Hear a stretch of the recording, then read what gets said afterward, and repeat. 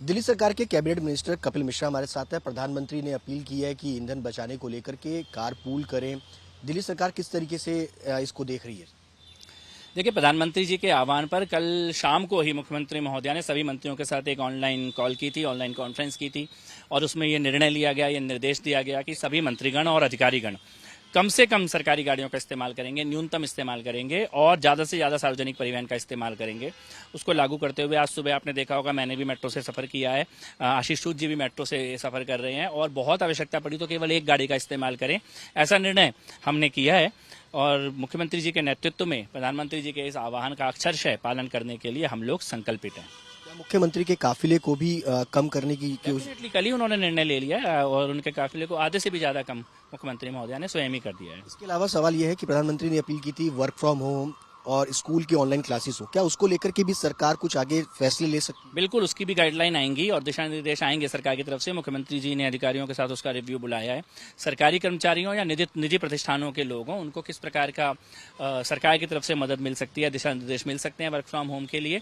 लेकिन इसमें एक चीज देखने को आई है, बहुत सारे निजी प्रतिष्ठानों के व्यापारीगण स्वयं आगे आ रहे हैं और जहां भी संभव है वहां पे वो वर्क फ्रॉम होम की नीति को लागू कर रहे हैं। सवाल यह है कि कार पूलिंग की बात चल रही है, क्या हमारे पास पब्लिक ट्रांसपोर्ट इतना बेहतर है सरकार की तरफ से कि अगर लोग कार पूलिंग करते हैं या मेट्रो का सफर करते हैं, क्या उसके लिए सफिशिएंट? देखिए, काफ़ी है। दिल्ली की स्थिति पिछले 1-1.5 साल में बहुत ज़्यादा बढ़ी है। 2000 से ज़्यादा नई बसें, इलेक्ट्रिक बसें दिल्ली की सड़कों में आई हैं और भी बसों को तेज़ी से बढ़ाने के हम लोगों की तैयारी है।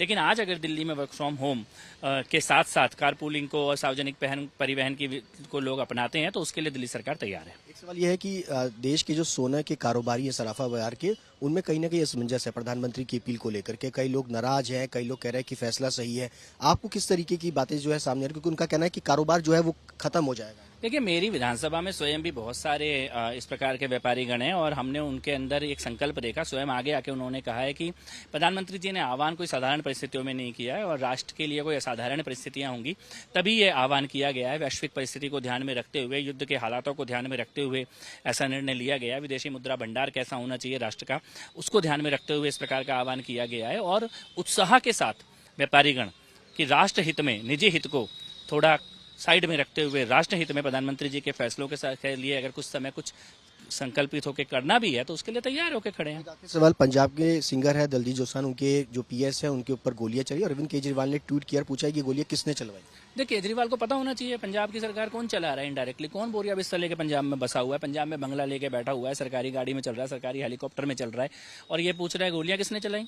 या तो अरविंद केजरीवाल भगवंत मान के ऊपर निशाना साध रहे हैं, अदरवाइज लॉ एंड ऑर्डर उन्हीं की सरकार के पास है। और ये तो सच है कि पंजाब जो है वो डूब चुका है अपराध में, ड्रग में और फिरौती का धंधा वहाँ पे चलने लग गया है और आम आदमी पार्टी से जनता तंग है और चुनावों का इंतजार कर रही है और जो दिल्ली ने किया वही पंजाब की जनता करेगी। बातचीत करने के लिए कैमरा पर्सन नासिर खान के साथ सुशांत मेहरा, दिल्ली आज तक।